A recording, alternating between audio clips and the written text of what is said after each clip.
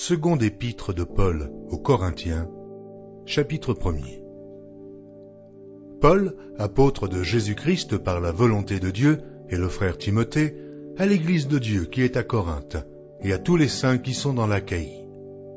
Que la grâce et la paix vous soient données de la part de Dieu notre Père et du Seigneur Jésus-Christ. Béni soit Dieu, le Père de notre Seigneur Jésus-Christ, le Père des miséricordes et le Dieu de toute consolation, qui nous console dans toutes nos afflictions, afin que, par la consolation dont nous sommes l'objet de la part de Dieu, nous puissions consoler ceux qui se trouvent dans quelques afflictions. Car de même que les souffrances de Christ abondent en nous, de même notre consolation abonde par Christ. Si nous sommes affligés, c'est pour votre consolation et pour votre salut. Si nous sommes consolés, c'est pour votre consolation, qui se réalise par la patience à supporter les mêmes souffrances que nous endurons. Et notre espérance à votre égard est ferme, parce que nous savons que, si vous avez part aux souffrances, vous avez part aussi à la consolation. Nous ne voulons pas, en effet, vous laisser ignorer, frères, au sujet de la tribulation qui nous est survenue en Asie, que nous avons été excessivement accablés au-delà de nos forces, de telle sorte que nous désespérions même de conserver la vie. Et nous regardions comme certain notre arrêt de mort, afin de ne pas placer notre confiance en nous-mêmes, mais de la placer en Dieu, qui ressuscite les morts. C'est lui qui nous a délivrés et qui nous délivrera d'une telle mort. Lui de qui nous espérons qu'il nous délivrera encore, vous-mêmes aussi, nous assistant de vos prières, afin que la grâce obtenue pour nous par plusieurs soit pour plusieurs une occasion de rendre grâce à notre sujet. Car ce qui fait notre gloire, c'est ce témoignage de notre conscience, que nous nous sommes conduits dans le monde, et surtout à votre égard, avec sainteté et pureté devant Dieu. Non point avec une sagesse charnelle, mais avec la grâce de Dieu. Nous ne vous écrivons pas autre chose que ce que vous lisez, et ce que vous reconnaissez, et j'espère que vous le reconnaîtrez jusqu'à la fin. Comme vous avez déjà reconnu, en partie, que nous sommes votre gloire, de même que vous serez aussi la nôtre au jour du Seigneur Jésus. Dans cette persuasion, je voulais aller d'abord vers vous, afin que vous eussiez une double grâce. Je voulais passer chez vous pour me rendre en Macédoine, puis revenir de la Macédoine chez vous, et vous m'auriez fait accompagner en Judée. Est-ce que, en voulant cela, j'ai donc usé de légèreté, ou bien mes résolutions sont-elles des résolutions selon la chair, de sorte qu'il y ait en moi le oui et le non? Aussi vrai que Dieu est fidèle, la parole que nous vous avons adressée n'a pas été oui et non. Car le Fils de Dieu Jésus-Christ, qui a été prêché par nous, au milieu de vous par moi, et par Sylvain, et par Timothée, n'a pas été oui et non, mais c'est oui qui a été en lui. Car pour ce qui concerne toutes les promesses de Dieu, c'est en lui qu'est le oui. C'est pourquoi encore l'amen par lui est prononcé par nous à la gloire de Dieu. En celui qui nous a fermis avec vous en Christ, et qui nous a oints, c'est Dieu, lequel nous a aussi marqués d'un sceau et a mis dans nos cœurs les arts de l'esprit. Or, je prends Dieu à témoin sur mon âme, que c'est pour vous épargner que je ne suis plus allé à Corinthe. Non pas que nous dominions sur votre foi, mais nous contribuons à votre joie, car vous êtes fermes dans la foi. Chapitre 2. Je résolus donc en moi-même de ne pas retourner chez vous dans la tristesse. Car si je vous attriste, qui peut me réjouir, sinon celui qui est attristé par moi? J'ai écrit comme je l'ai fait, pour ne pas éprouver, à mon arrivée, de la tristesse de la part de ceux qui devaient me donner de la joie, ayant en vous tous cette confiance que ma joie est la vôtre à tous. C'est dans une grande affliction, le cœur angoissé, et avec beaucoup de larmes que je vous ai écrit, non pas afin que vous fussiez attristés, mais afin que vous connussiez l'amour extrême que j'ai pour vous. Si quelqu'un a été une cause de tristesse, ce n'est pas moi qui l'a attristé, c'est vous tous, du moins en partie, pour ne rien exagérer.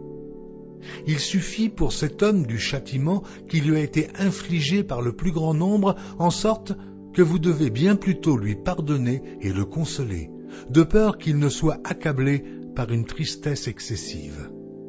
Je vous exhorte donc à faire acte de charité envers lui. Car je vous ai écrit aussi dans le but de connaître, en vous mettant à l'épreuve, si vous êtes obéissants en toutes choses. Or, à qui vous pardonnez, je pardonne aussi. Et ce que j'ai pardonné, si j'ai pardonné quelque chose, c'est à cause de vous, en présence de Christ, afin de ne pas laisser à Satan l'avantage sur nous, car nous n'ignorons pas ses desseins. Au reste, lorsque je fus arrivé à Troas pour l'évangile de Christ, quoique le Seigneur m'y eût ouvert une porte, je n'eus point de repos d'esprit, parce que je ne trouvais pas Tite, mon frère. C'est pourquoi, ayant pris congé d'eux, je partis pour la Macédoine. Grâce soit rendue à Dieu, qui nous fait toujours triompher en Christ et qui répand pour nous, en tout lieu, l'odeur de sa connaissance. Nous sommes, en effet, pour Dieu la bonne odeur de Christ parmi ceux qui sont sauvés et parmi ceux qui périssent. Aux uns, une odeur de mort, donnant la mort. Aux autres, une odeur de vie, donnant la vie. Et qui est suffisant pour ces choses? Car nous ne facilifions point la parole de Dieu, comme font plusieurs, mais c'est avec sincérité, et c'est de la part de Dieu que nous parlons en Christ, devant Dieu.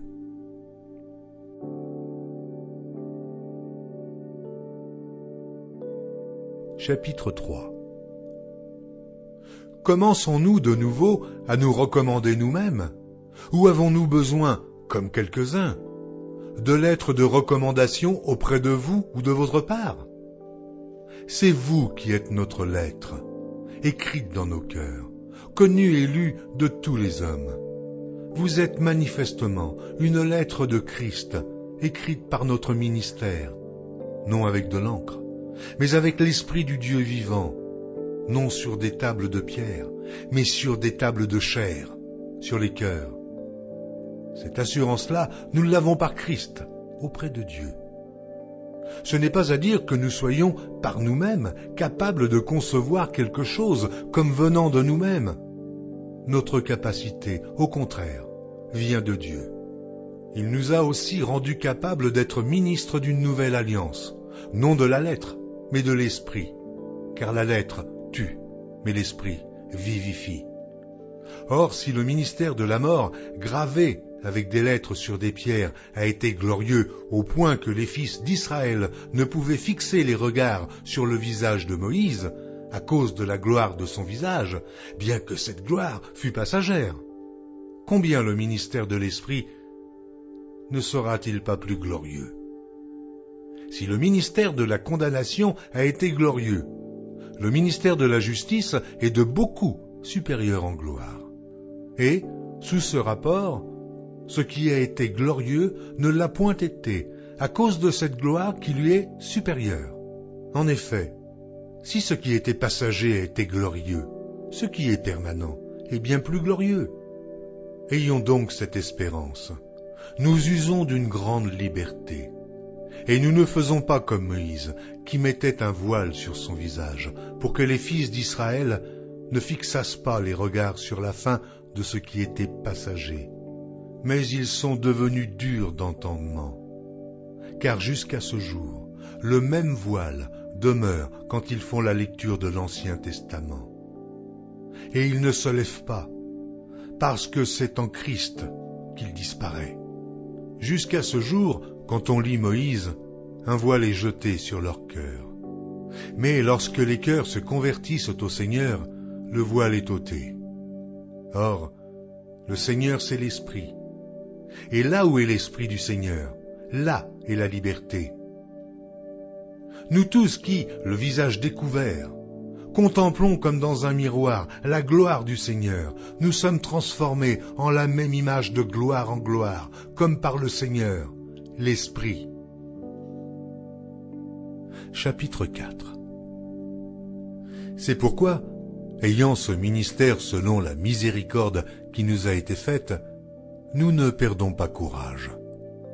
Nous rejetons les choses honteuses qui se font en secret.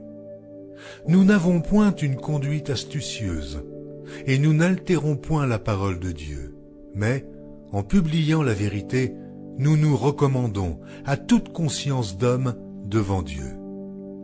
Si notre évangile est encore voilé, il est voilé pour ceux qui périssent, pour les incrédules dont le Dieu de ce siècle a aveuglé l'intelligence, afin qu'ils ne vissent pas briller la splendeur de l'évangile de la gloire de Christ, qui est l'image de Dieu.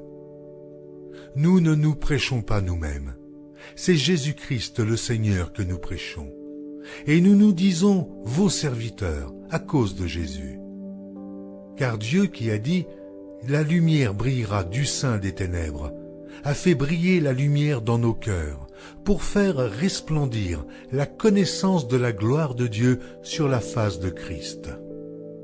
Nous portons ce trésor dans des vases de terre, afin que cette grande puissance soit attribuée à Dieu et non pas à nous. Nous sommes pressés de toute manière, mais non réduits à l'extrémité, dans la détresse, mais non dans le désespoir, persécutés, mais non abandonnés, abattus, mais non perdus, portant toujours avec nous dans notre corps la mort de Jésus, afin que la vie de Jésus soit aussi manifestée dans notre corps.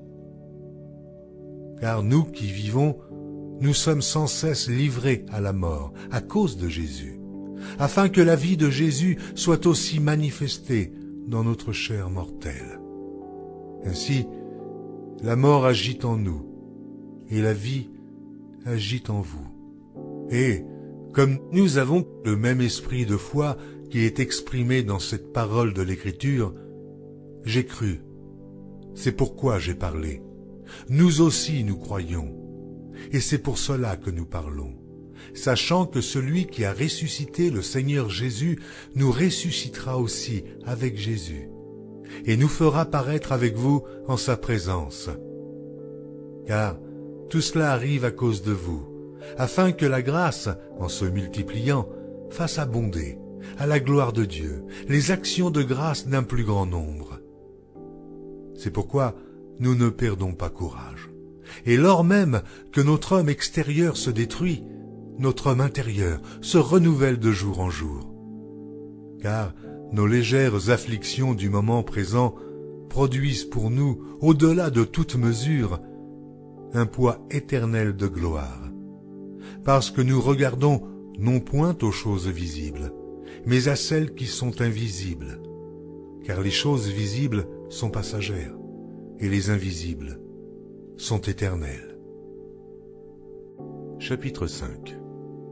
Nous savons en effet que si cette tente où nous habitons sur la terre est détruite, nous avons dans le ciel un édifice qui est l'ouvrage de Dieu, une demeure éternelle qui n'a pas été faite de main d'homme.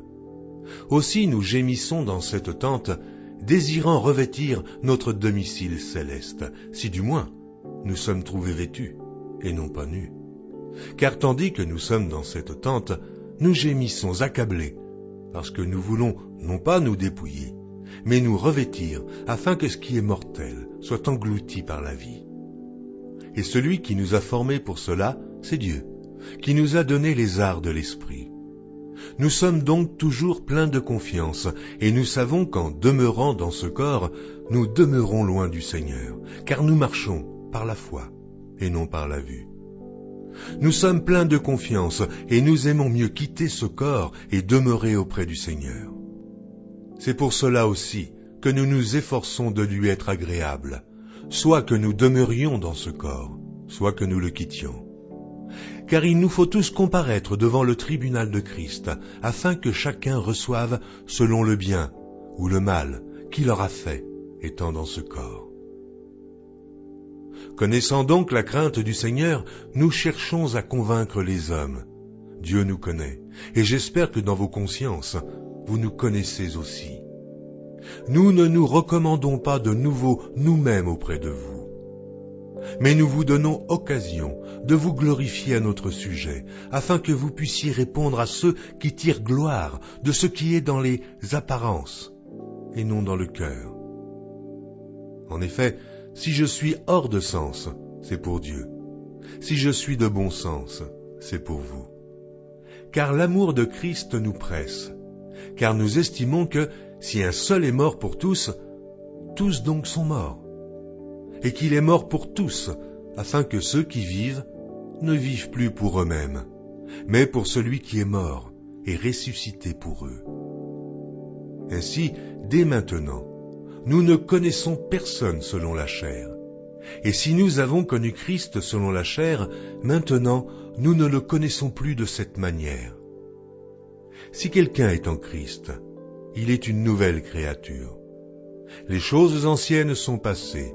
Voici, toutes choses sont devenues nouvelles.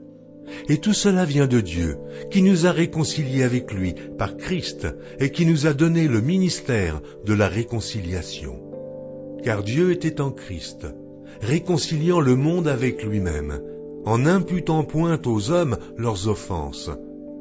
Et il a mis en nous la parole de la réconciliation.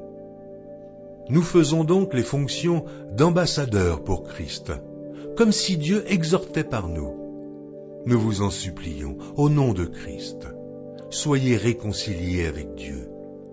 Celui qui n'a point connu le péché, il l'a fait devenir péché pour nous, afin que nous devenions en lui justice de Dieu. Chapitre 6.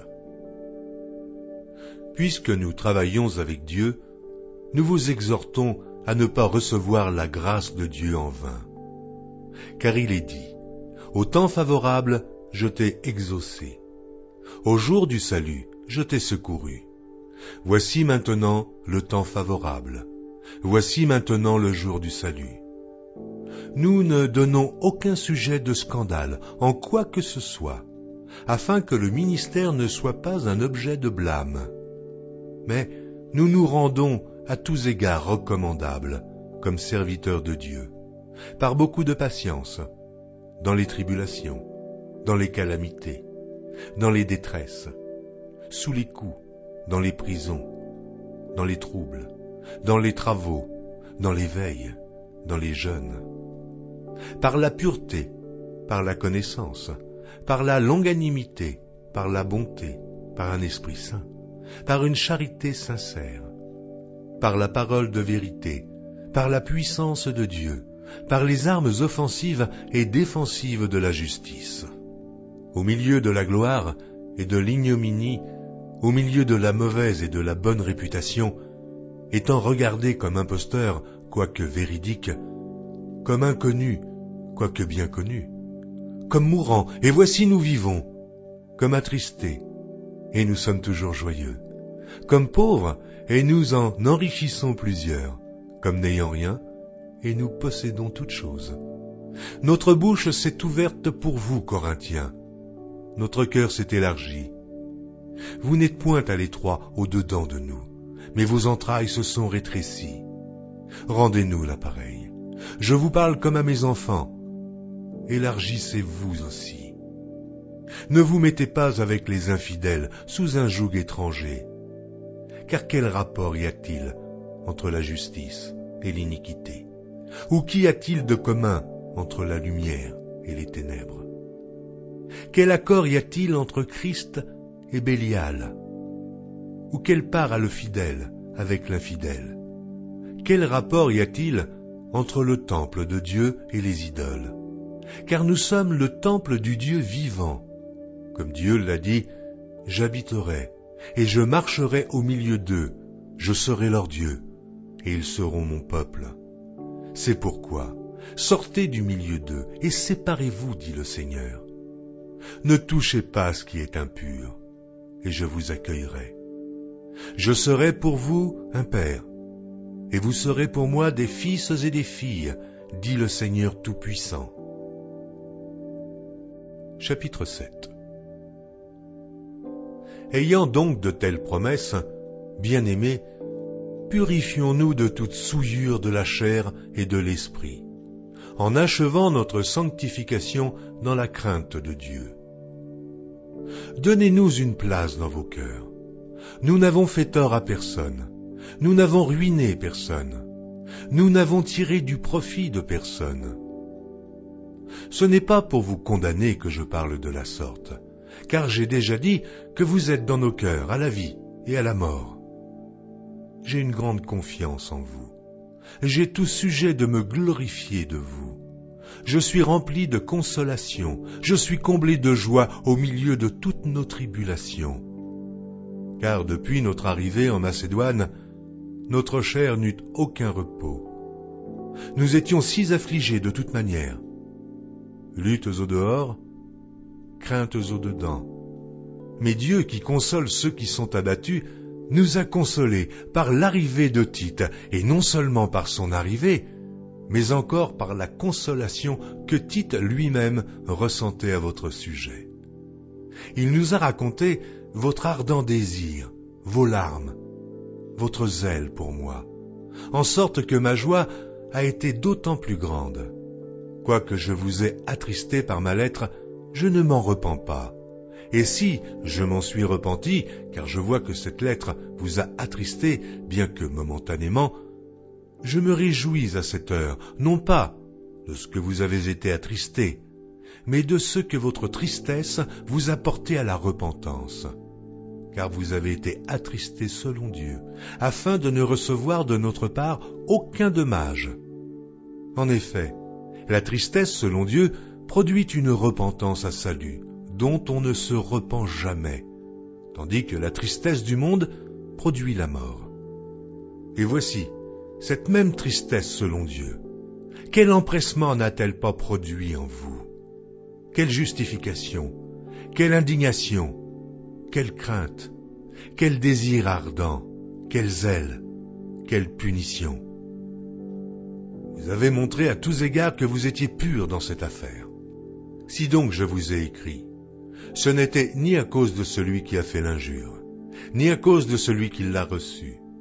C'était afin que votre empressement pour nous fût manifesté parmi vous devant Dieu.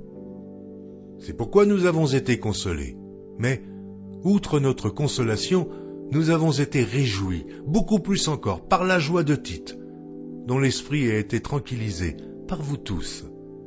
Et si devant lui, je me suis un peu glorifié à votre sujet, je n'en ai point eu de confusion.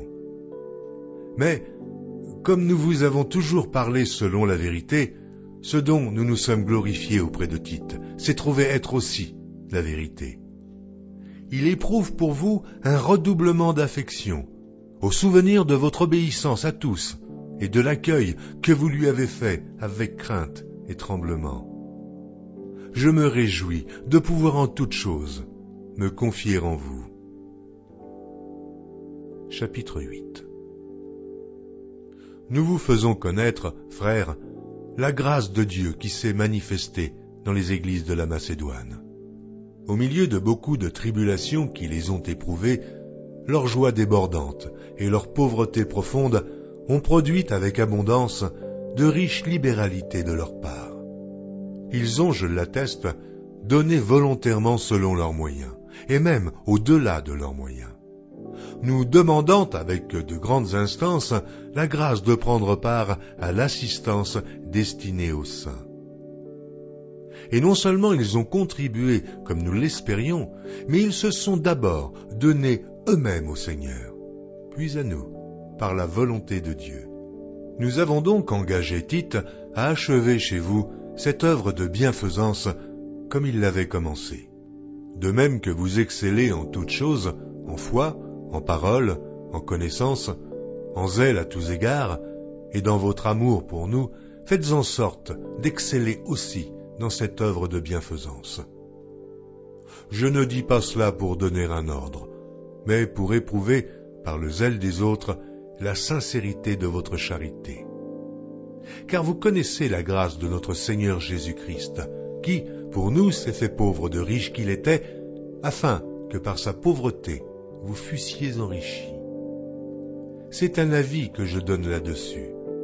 Car cela vous convient, à vous qui non seulement avez commencé à agir, mais qui en avez eu la volonté dès l'année dernière. Achevez donc maintenant d'agir, afin que l'accomplissement, selon vos moyens, réponde à l'empressement que vous avez mis à vouloir. La bonne volonté, quand elle existe, est agréable, en raison de ce qu'elle peut avoir à sa disposition, et non de ce qu'elle n'a pas. Car il s'agit non de vous exposer à la détresse pour soulager les autres, mais de suivre une règle d'égalité.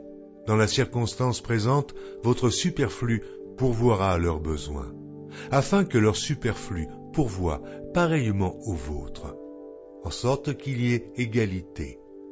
Selon qu'il est écrit, « Celui qui avait ramassé beaucoup n'avait rien de trop, et celui qui avait ramassé peu n'en manquait pas. » Grâce soit rendue à Dieu, de ce qu'il a mis dans le cœur de Tite le même empressement pour vous, car il a accueilli notre demande, et c'est avec un nouveau zèle et de son plein gré qu'il part pour aller chez vous.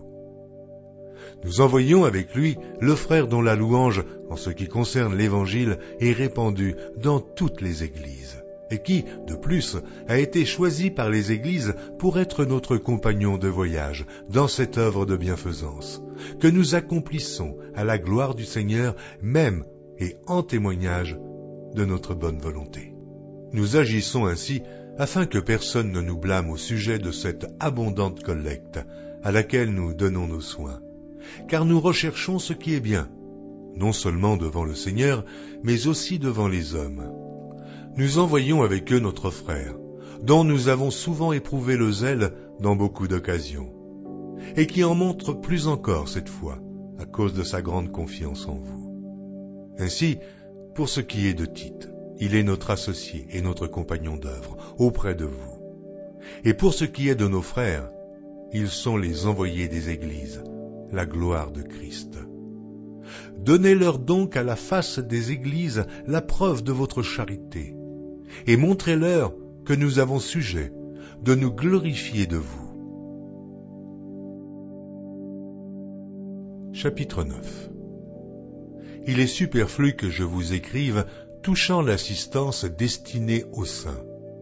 Je connais en effet votre bonne volonté, dont je me glorifie pour vous auprès des Macédoniens, en déclarant que l'Achaïe est prête depuis l'année dernière, et ce zèle de votre part a stimulé le plus grand nombre. J'envoie les frères, afin que l'éloge que nous avons fait de vous ne soit pas réduit à néant sur ce point-là, et que vous soyez prêts comme je l'ai dit. Je ne voudrais pas, si les Macédoniens m'accompagnent et ne vous trouvent pas prêts, que cette assurance tournât à notre confusion, pour ne pas dire à la vôtre. J'ai donc jugé nécessaire d'inviter les frères à se rendre auparavant chez vous et à s'occuper de votre libéralité déjà promise, afin qu'elle soit prête, de manière à être une libéralité et non un acte d'avarice. Sachez-le, celui qui sème peu, moissonnera peu, et celui qui sème abondamment, moissonnera abondamment. Que chacun donne comme il l'a résolu en son cœur, sans tristesse ni contrainte, car Dieu aime celui qui donne avec joie. Et Dieu peut vous combler de toutes sortes de grâces, afin que, possédant toujours en toutes choses de quoi satisfaire à tous vos besoins, vous ayez encore en abondance pour toute bonne œuvre. Selon qu'il est écrit, « Il a fait des largesses, il a donné aux indigents. Sa justice subsiste à jamais. Celui qui fournit de la semence au semeur et du pain pour sa nourriture vous fournira et vous multipliera la semence, et il augmentera les fruits de votre justice. Vous serez de la sorte enrichis à tous égards, par toute espèce de libéralité qui, par notre moyen, feront offrir à Dieu des actions de grâce. Car le secours de cette assistance, non seulement pourvoit aux besoins des saints, mais il est encore une source abondante de nombreuses actions de grâce envers Dieu. En considération de ce secours dont ils font l'expérience, il glorifie Dieu de votre obéissance dans la profession de l'évangile de Christ et de la libéralité de vos dons envers eux et envers tous. Il prie pour vous, parce qu'il vous aime, à cause de la grâce éminente que Dieu vous a faite. Grâce soit rendue à Dieu pour son don ineffable. Chapitre 10. Moi, Paul, je vous prie par la douceur et la bonté de Christ, moi, humble d'apparence quand je suis au milieu de vous, et plein de hardiesse à votre égard quand je suis éloigné. Je vous prie, lorsque je serai présent, de ne pas me forcer à recourir avec assurance à cette hardiesse dont je me propose d'user contre quelques-uns qui nous regardent comme marchant selon la chair. Si nous marchons dans la chair, nous ne combattons pas selon la chair. Car les armes avec lesquelles nous combattons ne sont pas charnelles, mais elles sont puissantes par la vertu de Dieu pour renverser des forteresses. Nous renversons les raisonnements et toute hauteur qui s'élève contre la connaissance de Dieu, et nous amenons toute pensée captive à l'obéissance de Christ. Nous sommes prêts aussi à punir toute désobéissance lorsque votre obéissance sera complète. Vous regardez à l'apparence. Si quelqu'un se persuade qu'il est de Christ, qu'il se dise bien en lui-même que, comme il est de Christ, nous aussi, nous sommes de Christ. Et quand même je me glorifierai un peu trop de l'autorité que le Seigneur nous a donnée pour votre édification et non pour votre destruction, je ne saurais en avoir honte, afin que je ne paraisse pas vouloir vous intimider par mes lettres. Car, dit-on, ces lettres sont sévères et fortes, mais, présent en personne, il est faible et sa parole est méprisable. Que celui qui parle de la sorte considère que tels nous sommes en parole, dans nos lettres, étant absents, tels aussi nous sommes dans nos actes, étant présents.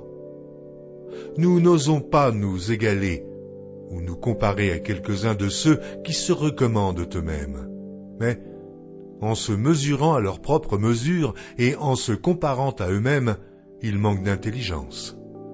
Pour nous, nous ne voulons pas nous glorifier hors de toute mesure.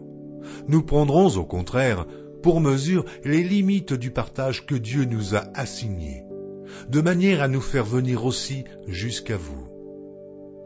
Nous ne dépassons point nos limites, comme si nous n'étions pas venus jusqu'à vous, car c'est bien jusqu'à vous que nous sommes arrivés avec l'évangile de Christ. Ce n'est pas hors de toute mesure, ce n'est pas des travaux d'autrui que nous nous glorifions, mais c'est avec l'espérance, si votre foi augmente, de grandir encore davantage parmi vous, selon les limites qui nous sont assignées, et d'annoncer l'évangile au-delà de chez vous, sans nous glorifier de ce qui a été fait dans les limites assignées à d'autres. Que celui qui se glorifie dans le Seigneur, car ce n'est pas celui qui se recommande lui-même qui est approuvé, c'est celui que le Seigneur recommande. Chapitre 11. Oh, si vous pouviez supporter de ma part un peu de folie, mais vous me supportez. Car je suis jaloux de vous d'une jalousie de Dieu, parce que je vous ai fiancé à un seul époux, pour vous présenter à Christ, comme une vierge pure. Toutefois, de même que le serpent séduisit Ève par sa ruse, je crains que vos pensées ne se corrompent et ne se détournent de la simplicité à l'égard de Christ. Car si quelqu'un vient vous prêcher un autre Jésus que celui que nous avons prêché, ou si vous recevez un autre esprit que celui que vous avez reçu, ou un autre évangile que celui que vous avez embrassé, vous le supportez fort bien. Or, j'estime que je n'ai été inférieur en rien à ces apôtres par excellence. Si je suis un ignorant sous le rapport du langage, je ne le suis point sous celui de la connaissance, et nous l'avons montré parmi vous à tous égards et en toutes choses. Ou bien ai-je commis un péché parce que, m'abaissant moi-même afin que vous fussiez élevés, je vous ai annoncé gratuitement l'évangile de Dieu. J'ai dépouillé d'autres églises, en recevant d'elles un salaire pour vous servir. Et lorsque j'étais chez vous, et que je me suis trouvé dans le besoin, je n'ai été à charge à personne. Car les frères venus de Macédoine ont pourvu à ce qui me manquait. En toute chose, je me suis gardé de vous être à charge, et je m'en garderai. Par la vérité de Christ qui est en moi, je déclare que ce sujet de gloire ne me sera pas enlevé dans les contrées de l'Achaïe. Pourquoi? Parce que je ne vous aime pas? Dieu le sait. Mais j'agis et j'agirai de la sorte pour ôter ce prétexte à ceux qui cherchent un prétexte, afin qu'ils soient trouvés tels que nous dans les choses dont ils se glorifient. Ces hommes-là sont de faux apôtres, des ouvriers trompeurs, déguisés en apôtres de Christ. Et cela n'est pas étonnant, puisque Satan lui-même se déguise en ange de lumière. Il n'est donc pas étrange que ces ministres aussi se déguisent en ministres de justice. Leur fin sera selon leurs œuvres. Je le répète, que personne ne me regarde comme un insensé. Sinon, recevez-moi comme un insensé, afin que moi aussi je me glorifie un peu. Ce que je dis, avec l'assurance d'avoir sujet de me glorifier, je ne le dis pas selon le Seigneur, mais comme par folie. Puisqu'il en est plusieurs qui se glorifient selon la chair, je me glorifierai aussi. Car vous supportez volontiers les insensés, vous qui êtes sages. Si quelqu'un vous asservit, si quelqu'un vous dévore, si quelqu'un s'empare de vous, si quelqu'un est arrogant, si quelqu'un vous frappe au visage, vous le supportez. J'ai honte de le dire. Nous avons montré de la faiblesse.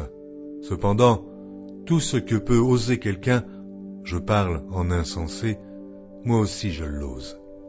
Sont-ils hébreux? Moi aussi. Sont-ils israélites? Moi aussi. Sont-ils de la postérité d'Abraham? Moi aussi. Sont-ils ministres de Christ?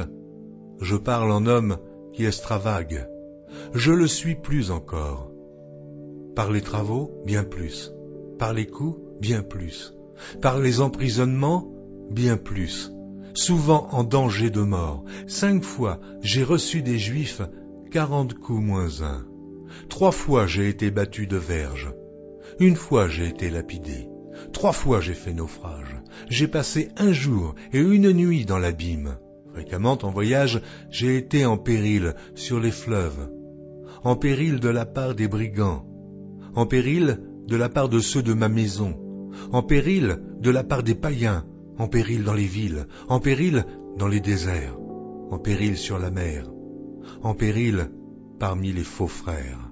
J'ai été dans le travail et dans la peine, exposé à de nombreuses veilles, à la faim et à la soif, à des jeûnes multipliés, au froid et à la nudité. Et, sans parler d'autre chose, je suis assiégé chaque jour par les soucis que me donnent toutes les églises. Qui est faible, que je ne sois faible? Qui vient à tomber, que je ne brûle? S'il faut se glorifier, c'est de ma faiblesse que je me glorifierai. Dieu qui est le Père du Seigneur Jésus, et qui est béni éternellement, sait que je ne mens point. À Damas, le gouverneur du roi Arétas faisait garder la ville des Damascéniens pour se saisir de moi. Mais on me descendit par une fenêtre, dans une corbeille, le long de la muraille, et j'échappais de leurs mains.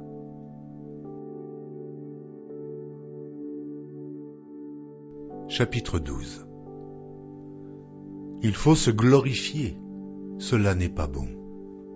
J'en viendrai néanmoins à des visions et à des révélations du Seigneur.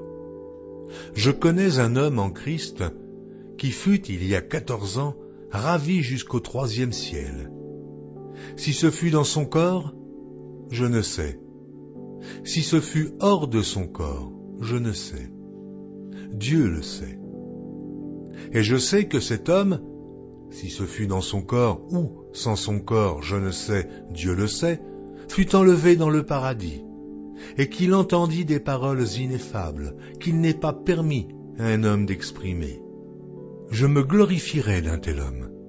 Mais de moi-même, je ne me glorifierais pas, sinon de mes infirmités. Si je voulais me glorifier, je ne serais pas un insensé, car je dirais la vérité. Mais je m'en abstiens, afin que personne n'ait à mon sujet une opinion supérieure à ce qu'il voit en moi ou à ce qu'il entend de moi. Et pour que je ne sois pas enflé d'orgueil à cause de l'excellence de ces révélations, il m'a été mis une écharde dans la chair, un ange de Satan, pour me souffleter et m'empêcher de m'enorgueillir.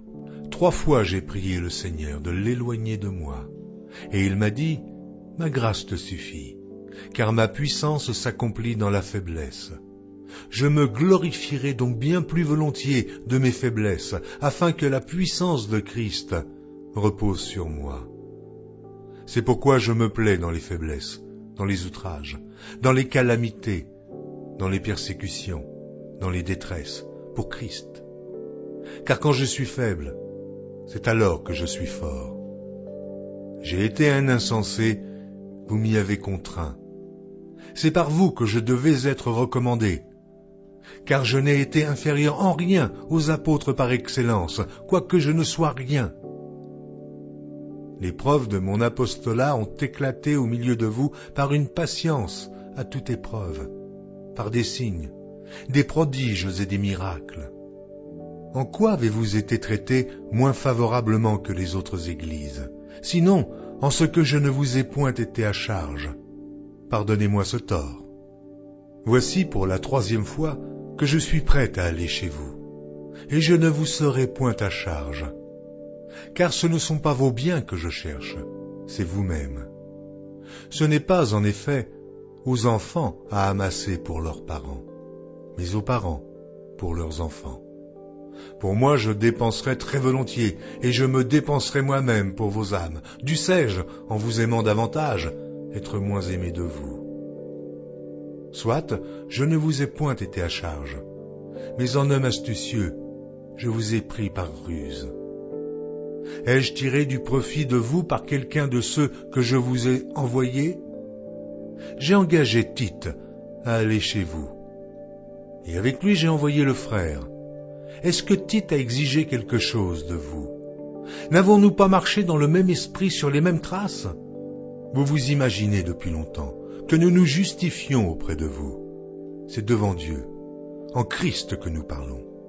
Et tout cela, bien-aimés, nous le disons pour votre édification, car je crains de ne pas vous trouver à mon arrivée tel que je voudrais, et d'être moi-même trouvé par vous tel que vous ne voudriez pas. Je crains de trouver des querelles, de la jalousie, des animosités, des cabales, des médisances, des calomnies, de l'orgueil, des troubles. Je crains qu'à mon arrivée, mon Dieu ne m'humilie de nouveau à votre sujet, et que je n'aie à pleurer sur plusieurs de ceux qui ont prêché précédemment et qui ne se sont pas repentis de l'impureté, de l'impudicité et des dissolutions auxquelles ils se sont livrés. Chapitre 13. Je vais chez vous pour la 3e fois. Toute affaire se réglera sur la déclaration de 2 ou 3 témoins. Lorsque j'étais présent pour la 2e fois, j'ai déjà dit, et aujourd'hui que je suis absent, je dis encore d'avance à ceux qui ont péché précédemment et à tous les autres que, si je retourne chez vous, je n'userai d'aucun ménagement, puisque vous cherchez une preuve que Christ parle en moi, lui qui n'est pas faible à votre égard, mais qui est puissant parmi vous, car il a été crucifié à cause de sa faiblesse. Mais il vit par la puissance de Dieu. Nous aussi, nous sommes faibles en lui, mais nous vivrons avec lui par la puissance de Dieu pour agir envers vous.